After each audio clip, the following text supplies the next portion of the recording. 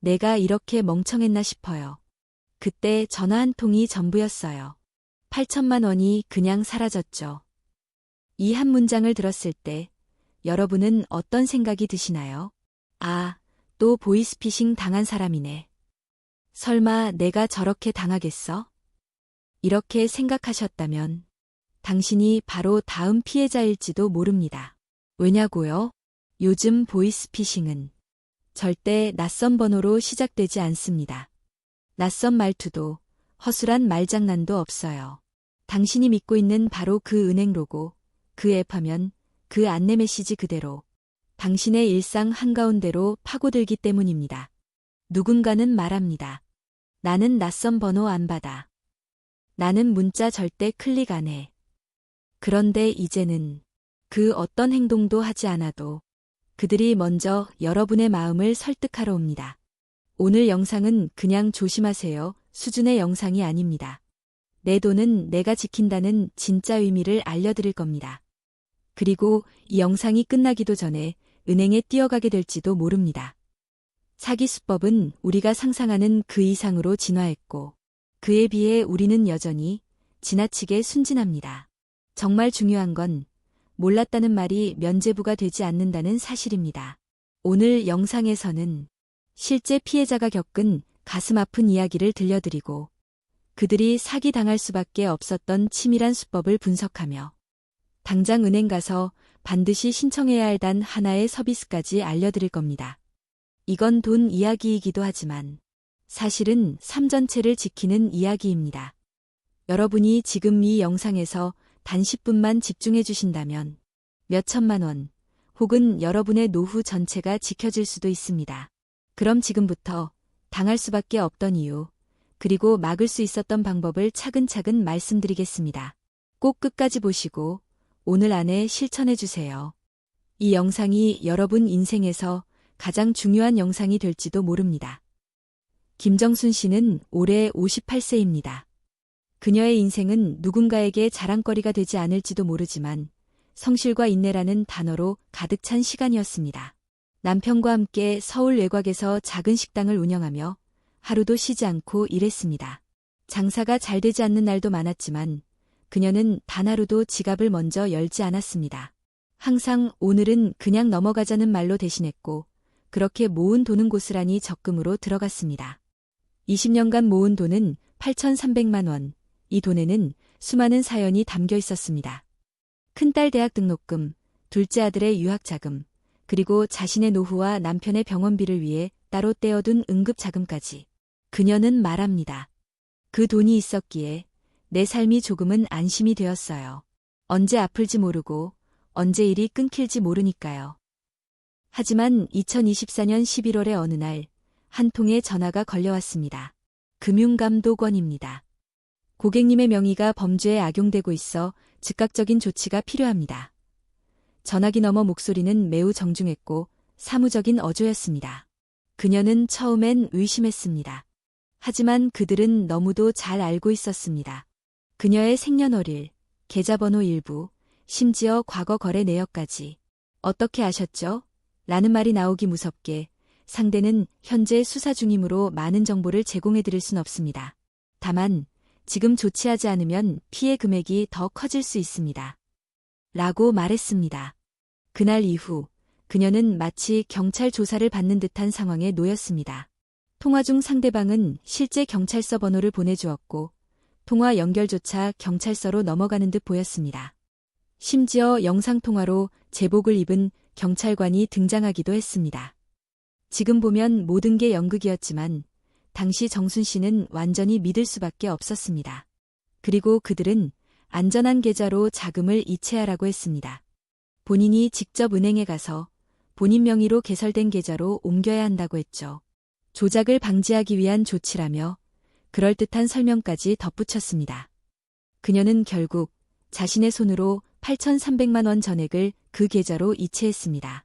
그리고 이틀 후 해당 계좌는 사라졌습니다. 이미 명의가 도용된 상태였고 그녀가 이체한 모든 자금은 해외로 빠져나간 후였습니다. 경찰에 달려갔지만 도움을 줄 수 없다는 말만 돌아왔습니다. 본인이 직접 보낸 돈이기 때문에 법적으로 반환받을 수 없습니다. 이 사례는 단지 김정순 씨만의 일이 아닙니다. 금융감독원과 경찰청에 따르면 2024년 한 해 동안 발생한 보이스피싱 사기 피해는 약 3만 건에 달하며 그 피해액은 8천억 원을 넘었습니다. 그중 약 70%는 본인 명의 이체 방식으로 이루어졌습니다. 즉, 피해자 본인이 스스로 돈을 이체했기에 법적으로 보호받기 어려운 상황이었습니다. 이와 유사한 사례를 들어볼까요? 이재훈 씨 딸의 이름으로 이장한 문자 메시지를 받고 급히 1,500만 원을 송금. 실제로는 카카오톡 계정이 해킹된 것이었고 사진까지 딸과 똑같이 위장되어 있었다고 함. 조미연 씨 은행 직원을 사칭한 전화로 고객 정보가 유출되어 확인이 필요하다는 말에 속아 OTP 카드 정보를 모두 넘겨줌. 이후 5,200만 원이 해외로 빠져나감. 박영자 씨 정부 긴급재난지원금 신청을 가장한 사이트에 개인정보를 입력한 뒤 통장이 해킹되어 자동이체 20회 발생. 은행은 고객동의 절차가 확인되었다는 이유로 책임을 회피. 이처럼 보이스피싱은 단순한 사기를 넘어서 심리와 정보전, 디지털 기술까지 총동원된 범죄 행위입니다. 그들은 절대로 서두르지 않습니다.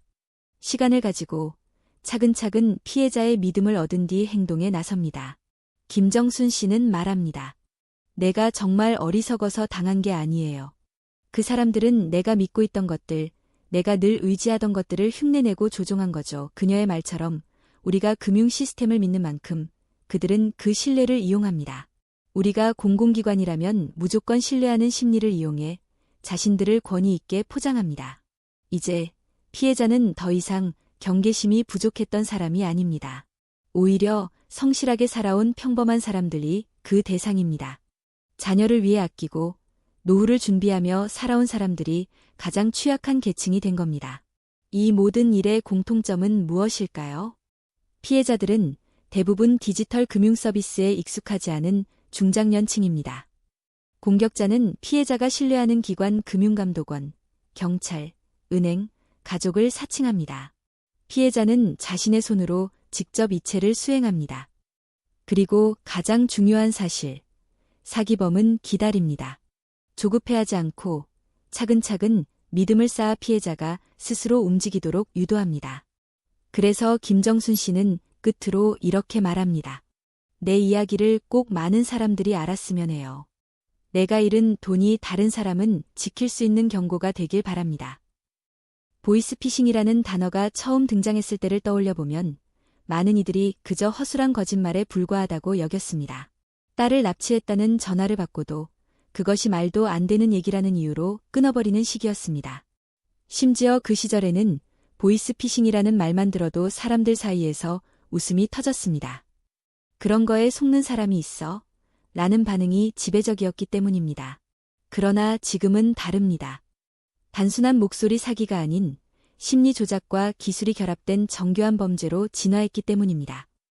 보이스피싱은 이제 단순히 전화로 돈을 요구하는 사기의 수준을 넘어섰습니다. 초창기에는 납치 협박이나 대출 안내, 혹은 은행원 사칭으로 돈을 요구하던 방식이었다면 지금은 디지털 사회공학이 더해진 하이브리드 사기로 바뀌었습니다. 범죄자들은 이제 사람의 음성 말투만을 모방하지 않습니다. 그들은 피해자가 평소 자주 사용하는 앱, 일상에서 자주 접하는 문구, 뉴스에서 본 것 같은 정부 정책까지 정교하게 이용해 접근합니다. 이러한 변화는 디지털 사회의 구조적인 약점을 정밀하게 파고들고 있습니다. 예를 들어 코로나19 시기에 정부가 긴급 재난지원금을 지급한다고 발표했을 때를 기억해 봅시다. 수많은 사람들이 실제 정부 홈페이지가 아닌 위조된 링크를 통해 사기를 당했습니다. 피해자 대부분은 실제 정책을 뉴스로 접하고 있었기에 이런 문자도 올 수 있겠다는 생각을 했고 그렇게 링크를 클릭한 순간 악성 코드에 감염되었습니다. 또한 보이스피싱의 가장 무서운 진화는 대화형 사기로 나타나고 있습니다. 단순히 전화 한 통으로 끝나는 것이 아니라 카카오톡, 문자, 이메일, 심지어는 SNS 댓글을 통해 사전 조작된 시나리오로 유도합니다. 최근에는 딥페이크 기술을 활용한 사례도 나타나고 있습니다. 목소리를 녹음한 후 이를 합성하여 피해자의 가족이나 친구 목소리로 전화를 걸어 돈을 요구하는 방식입니다.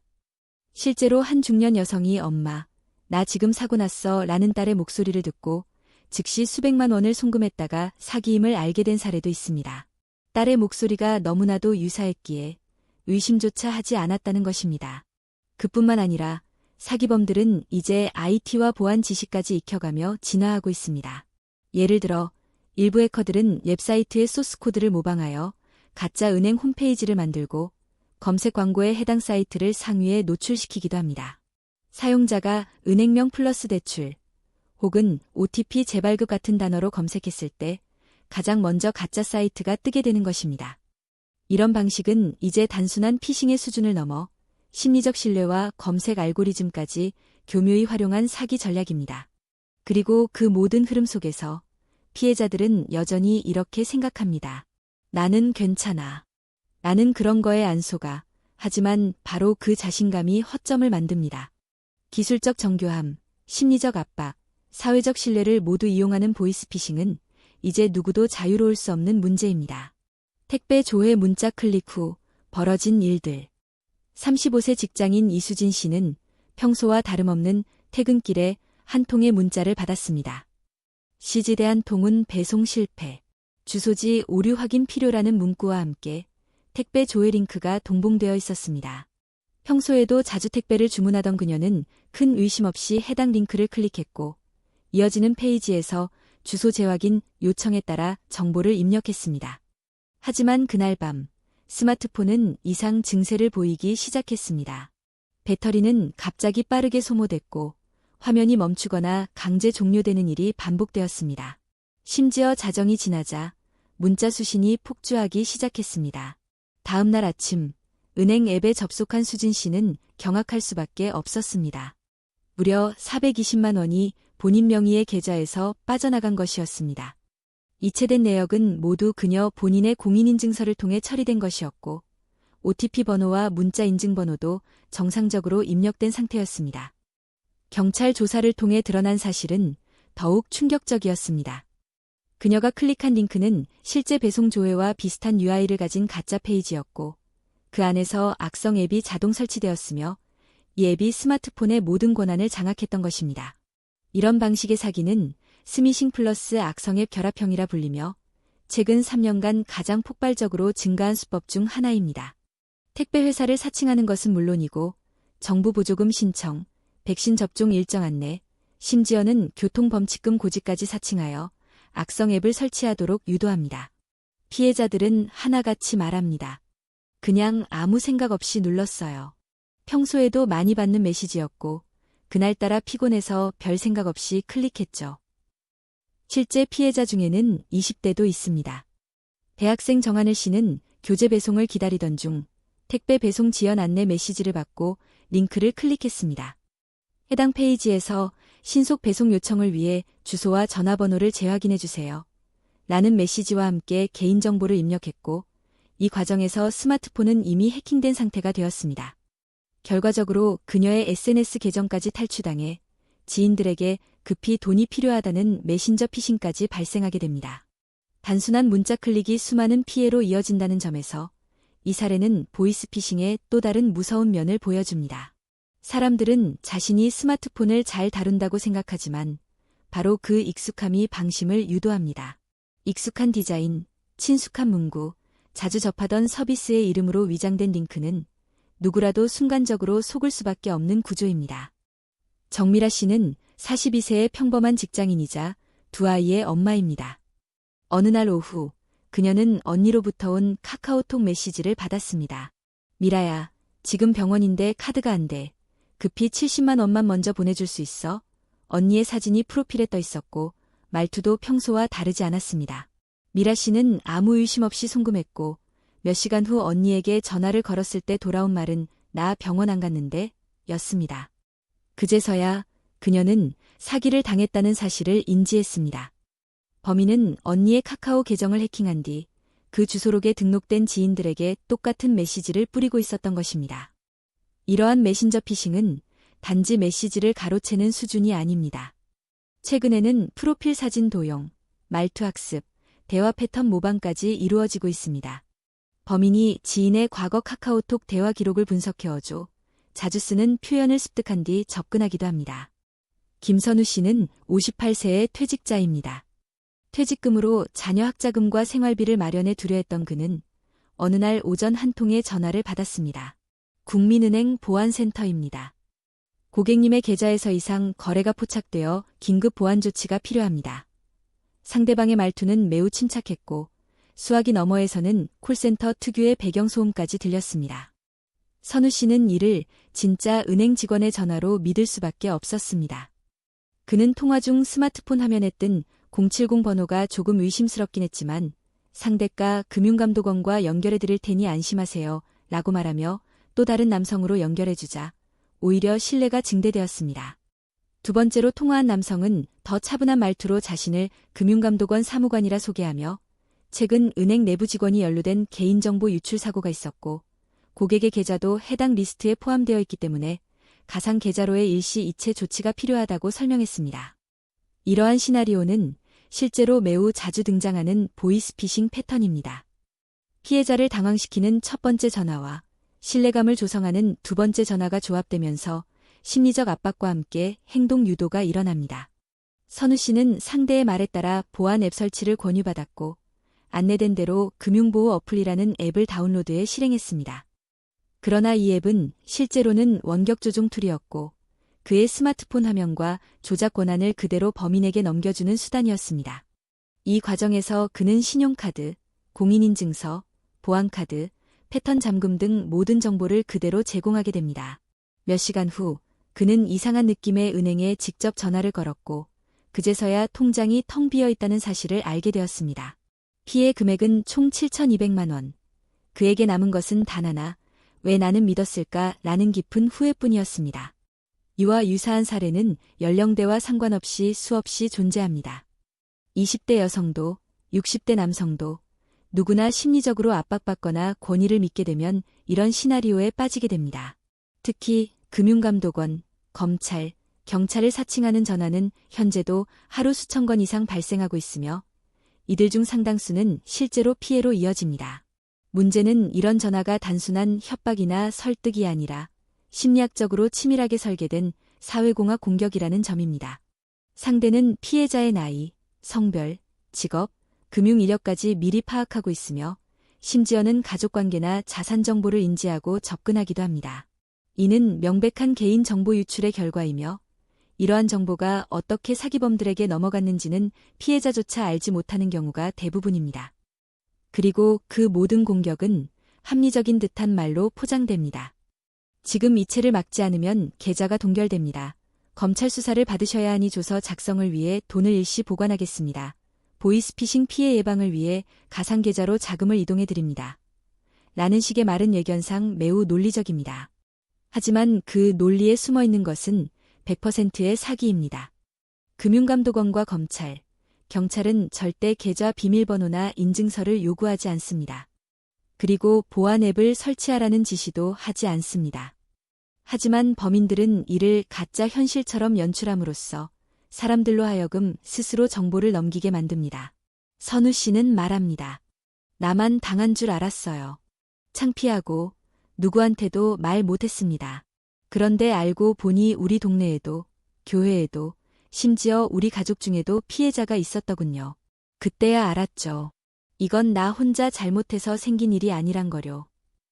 보이스피싱은 기술의 문제이자 사회인식의 문제입니다. 나만은 아닐 거라는 방심, 권위를 향한 맹신, 정보와 사회의 구조적 약점이 결합할 때 그 어떤 누구도 이 사기에서 자유로울 수 없습니다. 김정희 씨는 60세의 주부입니다. 스마트폰 사용에는 아직 미숙하지만 가족들과 연락을 위해 카카오톡은 매일 사용하는 생활 필수 앱이었습니다. 어느 날 아침, 정희 씨는 딸로부터 온 듯한 카카오톡 메시지를 받습니다. 엄마, 지금 수업 중인데 폰이 고장나서 대리폰으로 카톡해. 지금 급하게 쓸 돈이 필요해서. 그런데 150만 원만 먼저 보내줄 수 있어?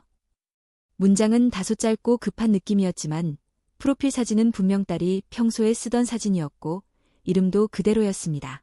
정희 씨는 이상하다는 생각을 잠깐 하긴 했지만 딸이 자주 스마트폰을 떨어뜨려 고장내던 기억이 있었고 최근에 친구와 함께 창업 준비를 한다는 얘기도 들어서 정말 급한 상황이구나 하고 믿게 되었습니다.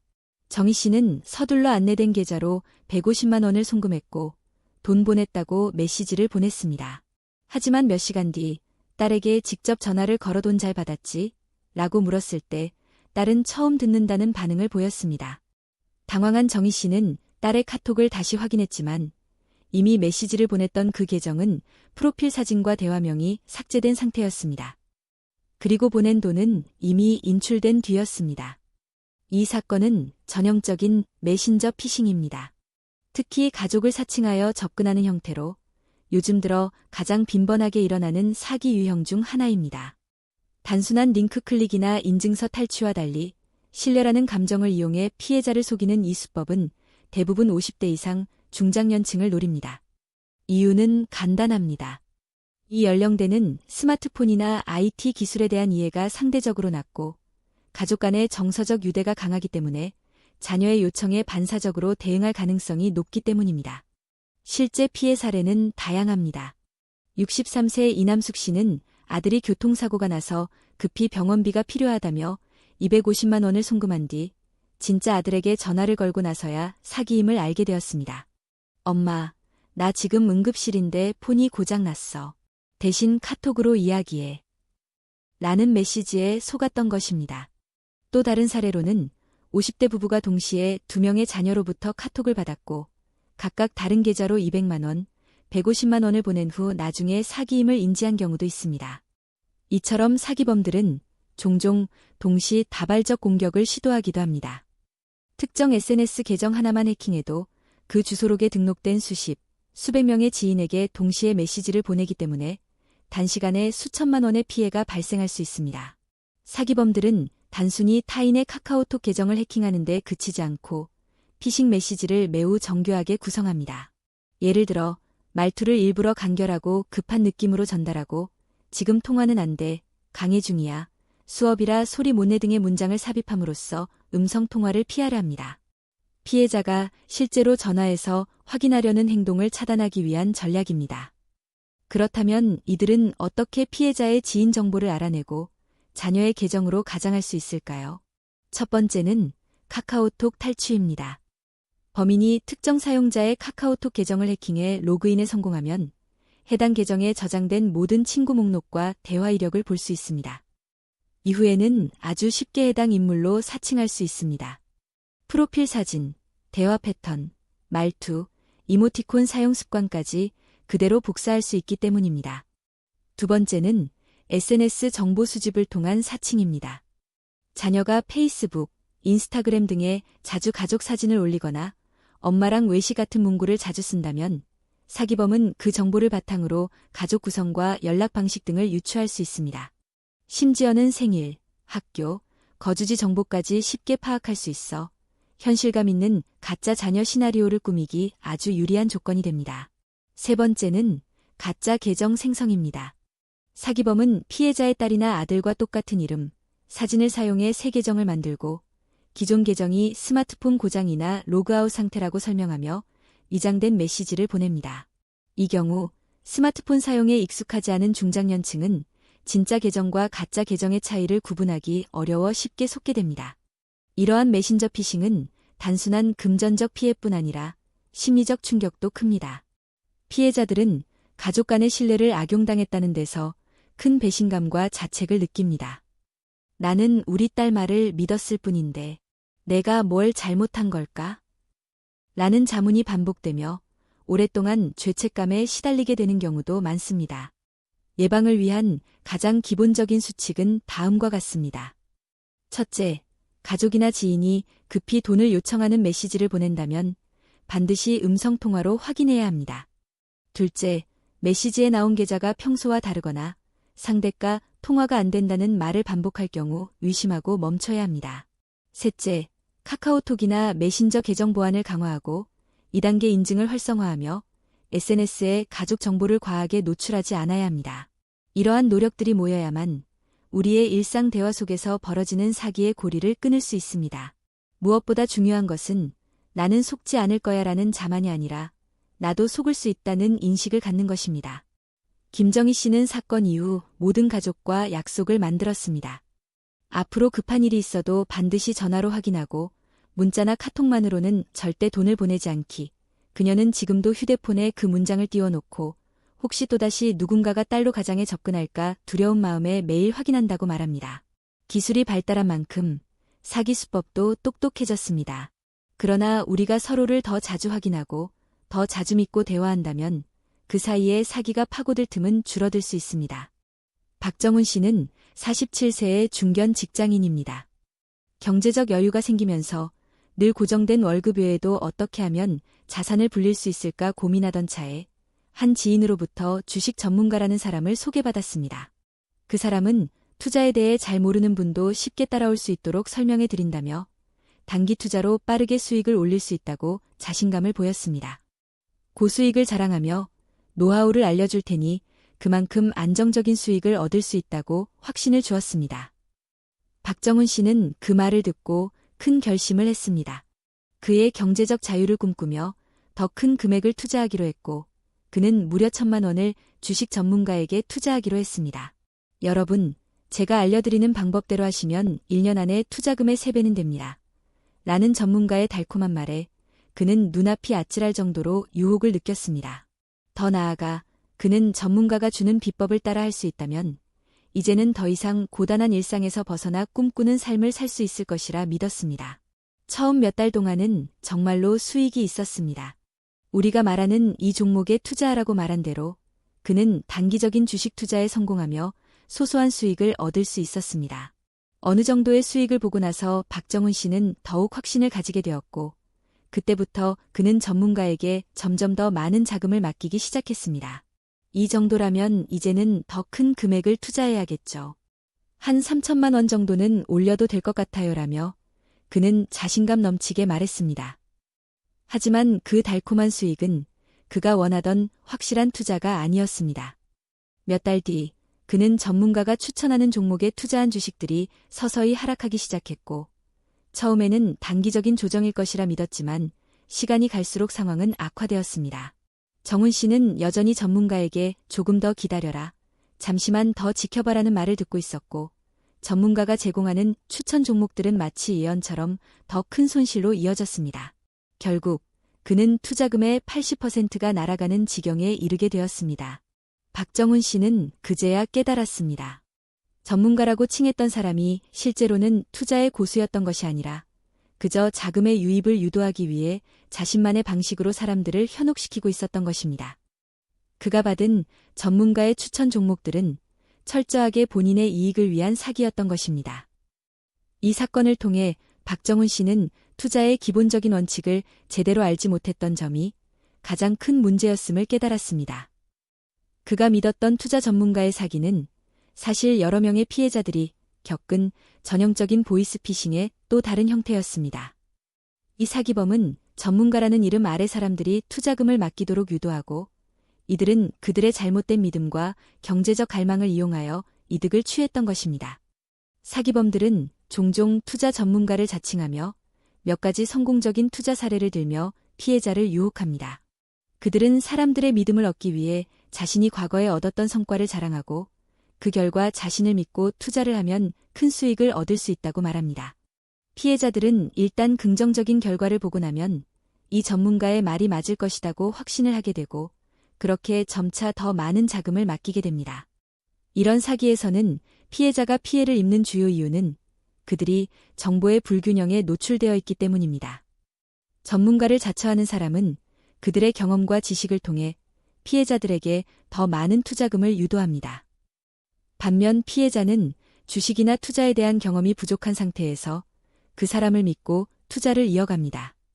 결국 이러한 사기는 단순히 기술적인 수법만이 아니라 심리적 압박과 믿음을 기반으로 한 조작에 의존하는 것입니다. 사기범들은 피해자가 믿고 있는 그 믿음을 철저하게 파고들며 이 신뢰를 이용해 자금을 착취합니다. 주식 시장에서의 보이스피싱은 다양한 형태로 나타날 수 있습니다.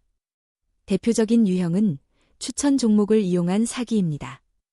사기범은 종목을 추천하면서 이 종목은 반드시 오를 것이다라며 피해자를 유도합니다. 그리고 몇 가지 성공적인 사례를 보여주며 자신이 실제로 그 종목에서 큰 수익을 얻었다고 자랑합니다. 피해자는 그 말을 믿고 투자하게 되지만 결국 추천된 종목은 하락세를 보이고 피해자는 큰 손실을 입게 됩니다. 또 다른 유형은 가짜 투자 상품을 판매하는 것입니다. 사기범들은 새로운 투자 기회를 내세우며 그 상품이 매우 유망하다고 주장합니다. 그들은 종종 소규모 기업이나 새로운 산업을 기반으로 한 투자 상품을 내세우며 피해자가 신뢰할 수 있도록 일부 대기업이나 유명 기업의 이름을 악용하기도 합니다. 피해자는 이러한 고수익 투자 상품을 믿고 자금을 투자하지만 결국 그 상품은 존재하지 않거나 사기일 경우가 많습니다. 이와 같은 피해를 예방하는 방법. 확인된 전문가에게만 의존하라. 투자를 시작하기 전 전문가를 선택할 때 그들의 경력과 평판을 반드시 확인해야 합니다. 또한 실제로 증권사나 투자회사를 통한 공식적인 추천과 서비스를 받는 것이 안전합니다. 불확실한 개인 투자 전문가의 말만 듣고 큰 금액을 투자하는 것은 위험합니다. 과도한 수익을 약속하는 사람을 경계하라. 단기간에 100배 수익을 올릴 수 있다는 등의 과도한 수익을 약속하는 사람들은 반드시 경계해야 합니다.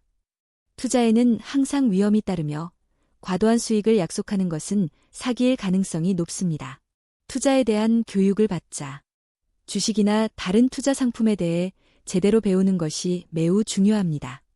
무작정 투자하는 것이 아니라 기본적인 투자 원칙과 시장의 흐름을 이해하는 것이 필수적입니다. 그렇게 해야 자신이 당할 수 있는 위험을 미리 파악하고 예방할 수 있습니다. 소액부터 투자하라. 처음 투자하는 경우 한 번에 큰 금액을 투자하는 것보다 소액부터 시작해 경험을 쌓고 투자에 대한 이해도를 높여가는 것이 좋습니다. 그러면서 투자에 대한 감각을 익히고 리스크를 관리하는 능력을 키울 수 있습니다. 비공식적인 투자 기회는 피하라. 개인적인 연락이나 비공식적인 채널을 통해 제공되는 투자 기회는 절대 투자하지 않는 것이 좋습니다. 특히 가짜 투자 상품에 속지 않기 위해서는 공식적인 경로를 통해 투자를 진행하는 것이 안전합니다. 박정훈 씨는 결국 이 모든 과정을 통해 큰 교훈을 얻었습니다. 투자에는 항상 리스크가 따르며 그 리스크를 잘 관리하고 신뢰할 수 있는 경로를 통해 접근해야 한다는 사실을 깨닫게 된 것입니다. 그는 제대로 배우지 않으면 결국 큰 대가를 치르게 된다고 말하며 앞으로는 자신만의 투자 원칙을 지키며 신중하게 투자할 것이라 다짐했습니다. 한겨울의 어느 오후 58세의 주부 김순자 씨는 평소처럼 집안일을 하고 있었습니다. 그때 휴대전화가 울렸고 수화기 너머로 다급한 목소리가 들려왔습니다. 어머니, 나야. 나 지금 사고 났어. 돈이 급해. 빨리 도와줘야 해. 놀란 김순자 씨는 목소리가 딸과 닮았다고 느꼈고 순간적으로 정신이 아찔해졌습니다.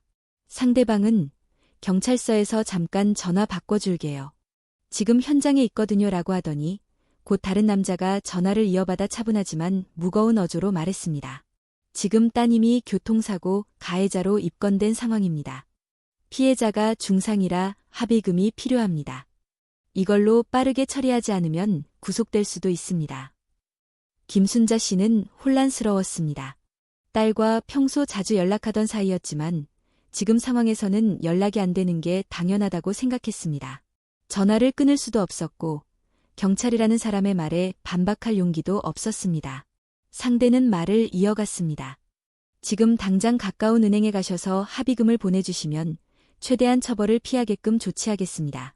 그리고 송금 계좌번호를 불러주었습니다. 하지만 김순자 씨는 이상하다는 느낌을 지울 수 없었습니다. 전화를 건 상대방은 너무 매끄럽고 준비된 듯한 어조였고 무엇보다도 딸의 이름이나 사고 경위에 대한 구체적인 설명 없이 일방적으로 돈을 요구하고 있었습니다. 그때 그녀의 머릿속을 스친 한 가지 생각이 있었습니다. 혹시 이거 보이스피싱 아닐까? 김순자 씨는 침착하게 대답했습니다. 알겠습니다. 지금 은행 가려고 준비 중이에요.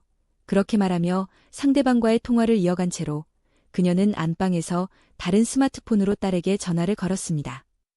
다행히 딸은 금세 전화를 받았습니다. 엄마, 무슨 일이야?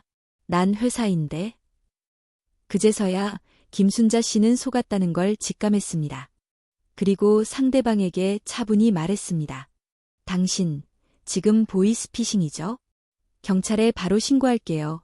그렇게 전화를 끊은 뒤 곧바로 112에 연락해 사기 시도를 신고했습니다. 김순자 씨가 이 상황을 침착하게 넘길 수 있었던 이유는 사실 평소 뉴스나 구청에서 배포한 보이스피싱 예방 교육 덕분이었습니다. 그녀는 몇 달 전 동네 주민센터에서 열린 어르신 대상 디지털 금융사기 예방 강좌에 참여한 적이 있었습니다. 그 자리에서 실제 보이스피싱 통화 사례를 들었고 목소리를 도용하거나 경찰 사칭을 하는 유형에 대해 구체적인 설명을 들은 것이 큰 도움이 되었습니다. 교육을 듣던 당시에는 설마 내가 그런 걸 겪을까? 라는 생각도 있었지만 막상 현장에서 닥치니 그때 들었던 내용들이 생생하게 떠올랐다고 합니다.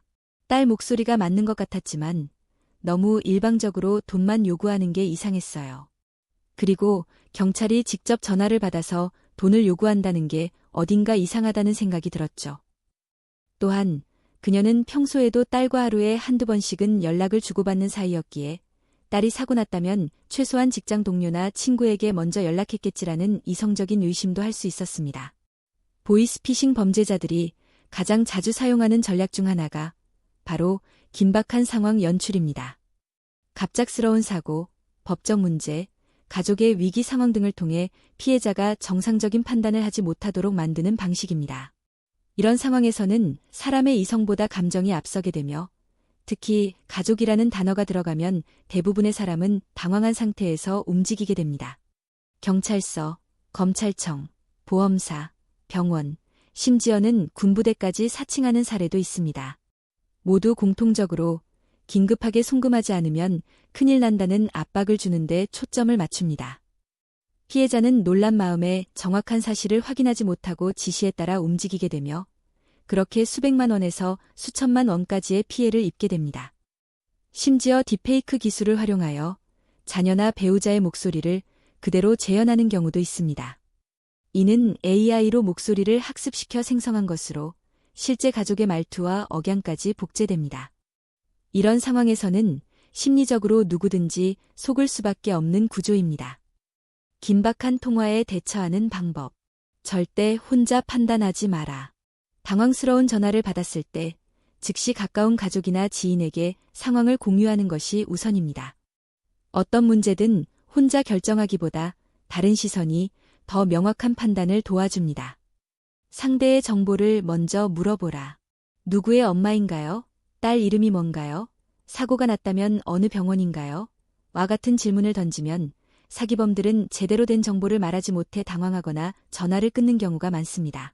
전화를 끊고 직접 확인하라. 가족이 위급하다는 말을 들었다면 전화를 끊고 직접 당사자에게 연락하세요. 대부분의 보이스피싱은 전화 연결을 끊지 못하도록 유도하는데 그 자체가 의심할 수 있는 단서입니다. 경찰, 검찰은 전화로 돈을 요구하지 않는다. 실제 수사기관은 어떤 상황에서도 전화로 개인의 금융정보를 요구하거나 송금을 지시하지 않습니다. 이런 요구가 있다면 100% 사기입니다. 긴박함을 느낄수록 멈춰라. 마음이 급해지는 상황일수록 잠깐 멈추고 숨을 고르세요. 단 몇 초의 멈춤이 사기를 막는 가장 큰 방어책이 될 수 있습니다. 예방은 교육에서 시작된다. 김순자 씨는 그날의 경험 이후 동네 친구들과 가족들에게 보이스피싱 대응법에 대해 자주 이야기합니다. 그녀는 말합니다. 내가 겪은 일이 다른 사람에게도 생길 수 있다고 생각하니 알려주지 않으면 안 되겠더라고요. 그녀는 주변에 있는 스마트폰 사용이 서툰 어르신들에게 직접 통화 대응법을 알려주고 있으며 지자체에서 열리는 범죄 예방 교육에 꾸준히 참여하고 있습니다. 김순자 씨의 경험은 단순한 운이 아니라 평소의 대비와 정보에 대한 관심이 만들어낸 결과였습니다. 누구나 피해자가 될 수 있는 시대에 자신을 지키는 가장 강력한 무기는 바로 지식과 의심입니다. 보이스피싱 피해자들은 범죄의 피해자임에도 불구하고 대부분의 경우 큰 수치심과 자책감을 안고 살아갑니다. 단순히 돈을 잃었다는 사실 때문이 아니라 그 상황에서 내가 속았을까, 어떻게 그 말에 넘어갔을까 하는 자기혐오와 좌절감이 깊이 남기 때문입니다. 하지만 이들의 이야기는 단순한 피해 사례를 넘어서 우리 모두가 귀 기울여야 할 사회적 경고입니다. 왜냐하면 이들의 경험은 미래의 누군가가 똑같은 실수를 하지 않도록 도와주는 생생한 교훈의 기록이기 때문입니다.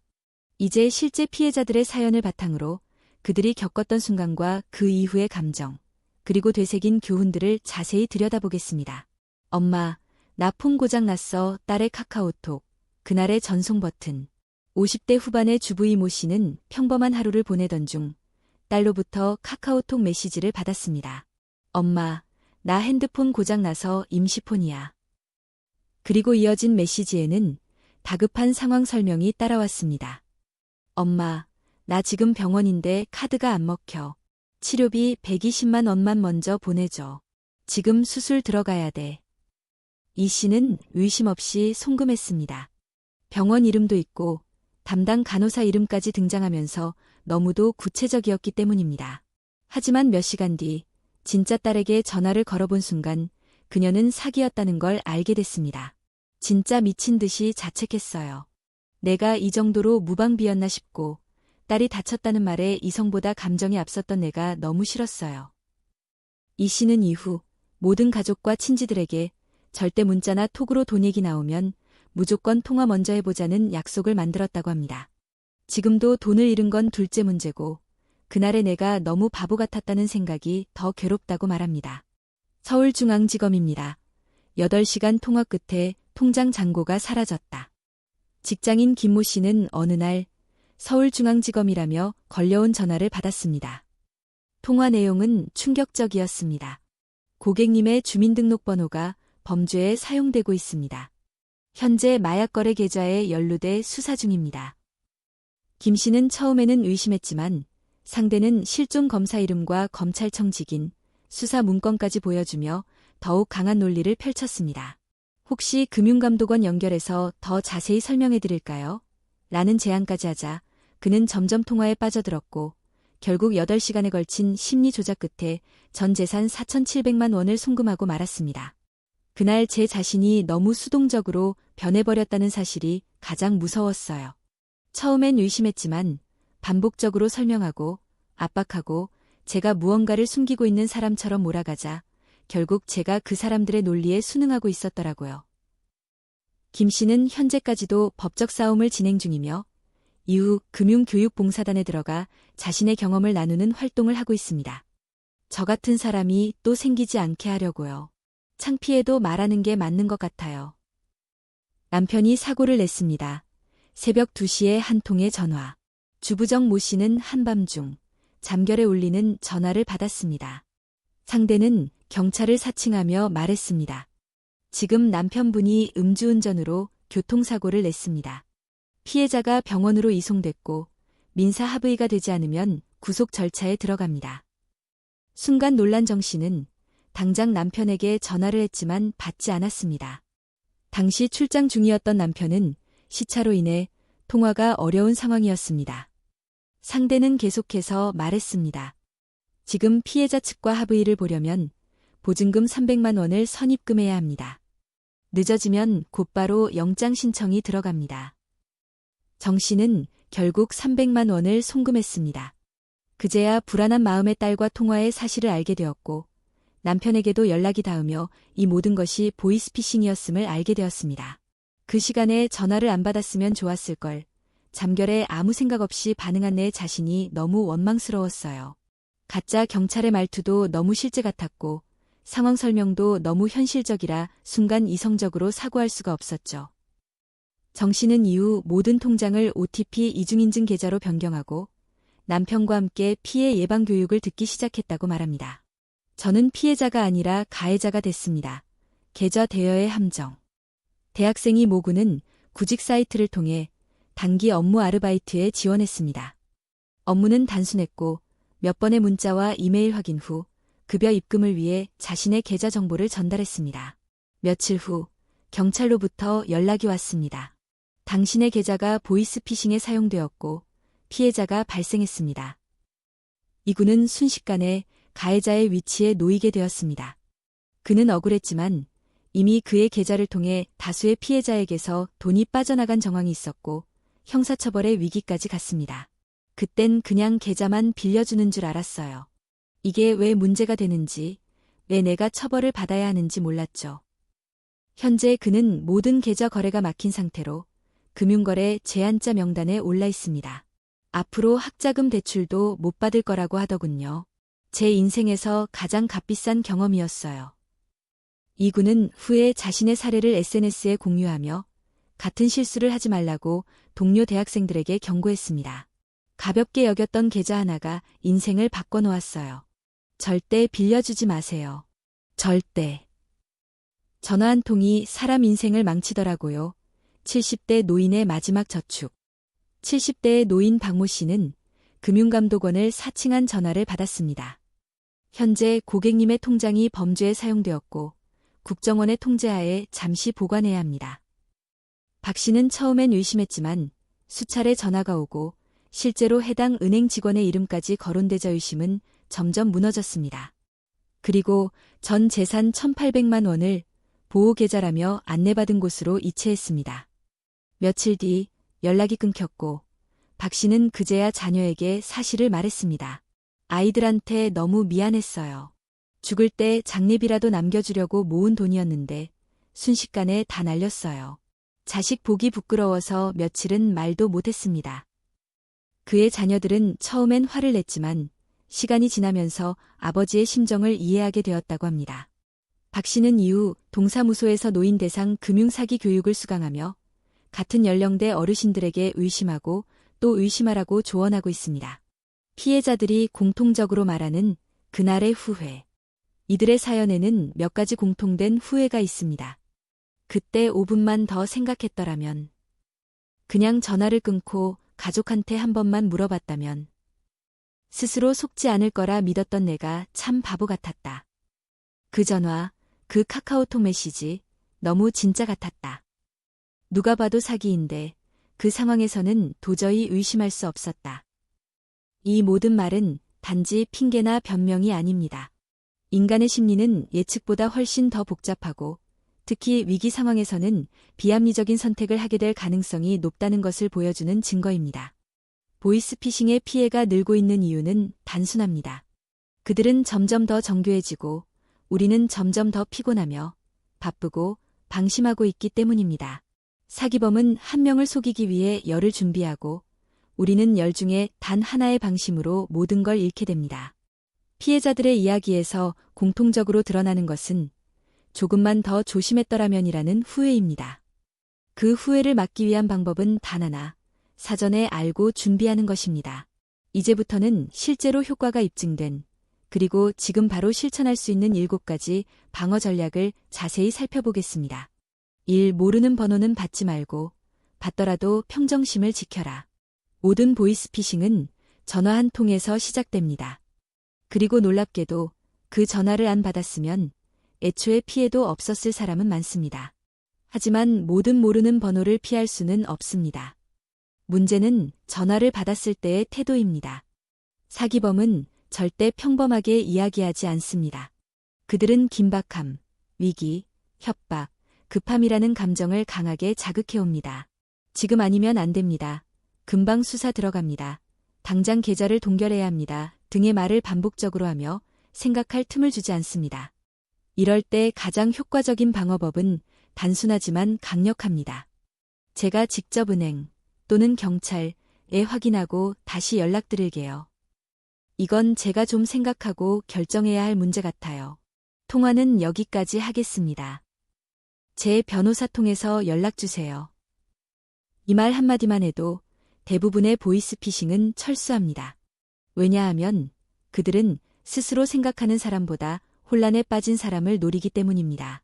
2. 가족이나 지인을 사칭한 연락은 반드시 통화로 확인하라. 요즘 가장 빈번한 유형 중 하나는 자녀, 배우자, 친구를 사칭한 카카오톡 메시지입니다. 엄마, 나 핸드폰 고장나서 이 폰 써. 형, 나 급하게 돈이 필요해. 이체 좀 해줄래? 대부분의 사람들은 말투와 상황이 실제 같아서 넘어가지만 조금만 확인하면 막을 수 있습니다. 당장 전화를 걸어보는 것, 혹은 영상통화를 요청해보는 것. 그 간단한 확인이 1,000만 원을 지키는 열쇠가 될 수 있습니다. 이 원칙은 명확히 기억하십시오. 돈 얘기가 나오면 반드시 통화로 확인한다. 그리고 자녀나 가족과도 이 부분에 대한 사전 약속을 정해두는 것이 좋습니다. 카톡으로 절대 돈 얘기하지 않기. 새 폰 번호 등록 전에 반드시 통화 한 번 거치기. 이런 간단한 약속 하나가 가족의 재산을 지키는 방패가 됩니다. 3. 공공기관이나 금융기관이라면 절대 먼저 전화하지 않는다. 검찰, 경찰, 금융감독원, 국세청, 심지어는 청와대까지. 보이스피싱 범죄자들이 가장 자주 사용하는 것은 권위 있는 기관의 이름입니다. 하지만 공식적으로 대한민국의 어떤 기관도 전화로 수사나 조사를 진행하지 않습니다. 특히 금융정보를 요구하거나 계좌 이체를 요청하는 경우는 100% 사기입니다.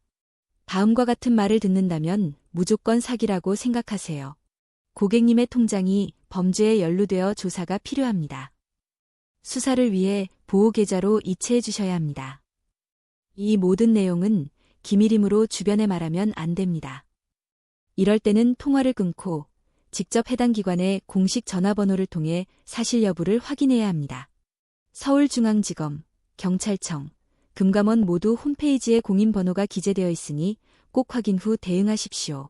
4. 계좌, 인증서, 휴대폰 인증은 절대 타인에게 넘기지 마라. 대학생, 취업준비생, 주부, 노인. 가장 많이 속는 유형 중 하나가 계좌나 명의를 빌려주는 것입니다. 아르바이트나 대출을 빙자하여 개인정보나 인증서를 요구하는 사례도 많습니다. 절대 빌려주지 마십시오. 당신은 피해자가 아닌 공범이 됩니다. 어떤 경우라도 다음 항목은 절대 타인에게 제공해서는 안 됩니다. 본인의 통장, 공인인증서나 공동인증서, 스마트폰에 설치된 보안 앱, 휴대폰 문자 인증번호, 신분증 사진, 계좌 비밀번호 및 OTP 정보. 이 정보를 넘기는 순간 당신은 법적 책임과 경제적 피해를 모두 감수해야 합니다. 5. 피해가 의심되면 즉시 신고하라. 보이스피싱은 속았다고 느끼는 그 순간이 가장 빠른 대처의 시간입니다. 주저하지 말고 즉시 신고하세요. 112. 경찰청 신고센터. 피해금 환급 조치를 가장 빠르게 받을 수 있음. 1332. 금융감독원. 계좌 정지 및 자금 추적 가능. 118. 한국인터넷진흥원. 개인정보 노출 및 사칭 계정 신고. 많은 사람들이 이미 늦었을 것 같아서 창피해서 라는 이유로 신고를 주저합니다. 그러나 수많은 사례에서 한두 시간 내 신고만 해도 피해 금액을 되찾을 수 있는 경우가 많았습니다. 자신의 실수보다 더 큰 실수는 아무것도 하지 않는 것입니다. 6. 피해 사례와 수법을 주기적으로 공부하라. 나도 속을 수 있다. 보이스피싱은 해마다 진화합니다. 매번 새로운 수법이 등장하고 예전에는 생각하지 못했던 방식으로 접근합니다. 그렇기에 중요한 것은 지속적인 정보 습득입니다. 경찰청 사이버범죄 예방센터, 금융감독원 보이스피싱 예방 캠페인, 키세이, 한국인터넷진흥원, 자료실, 유튜브에 올라오는 실제 피해자 인터뷰 영상, 언론 보도, 카카오 채널 등 매달 한 번이라도 새로운 수법을 확인하고 가족에게 알려주는 것만으로도 피해 예방률은 비약적으로 높아집니다. 특히 자녀나 노부모가 있는 가정이라면 가족 단위로 예방정보를 공유하고 점검하는 문화가 반드시 필요합니다. 7. 심리적 거리두기를 연습하라. 감정보다 논리가 앞서야 한다. 모든 보이스피싱은 감정의 틈을 파고듭니다. 놀람, 분노, 걱정, 불안, 공포. 그 감정을 앞세워 우리의 합리적 사고를 마비시키는 것이 이들의 주된 전략입니다. 따라서 중요한 것은 심리적 거리두기 연습입니다. 전화를 받을 때 스스로에게 말하세요. 혹시 사기일 수 있어. 감정에 휘둘리지 말자. 돈을 요구하는 순간 스스로 5분의 시간을 주세요. 5분만 생각해보고 결정하자. 이게 정말 맞는 일일까? 이상한 점이 있다면 가족이나 친구에게 꼭 공유하세요. 혼자 결정하지 말자. 객관적인 눈이 필요해.